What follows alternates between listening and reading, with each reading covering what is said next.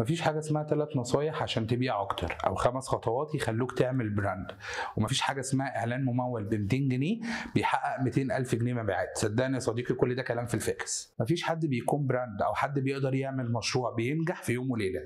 لازم عشان تنجح النهارده تكون عارف كويس قوي ايه الميزة التنافسية اللي انت هتقدمها للعملاء بتوعك، وايه الخطة التسويقية اللي انت هتمشي عليها، والمنتج بتاعك أو الخدمة اللي انت بتقدمها ايه المشكلة اللي هي بتحلها.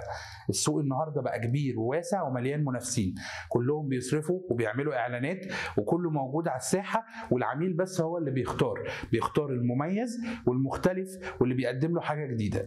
خليك عارف كويس انك عشان مشروعك ينجح لازم يكون معاك ميزانيه تسويقيه وخطه تسويقيه وتيم بروفيشنال يكون وراك عشان تقدر تحقق اللي انت محتاجه.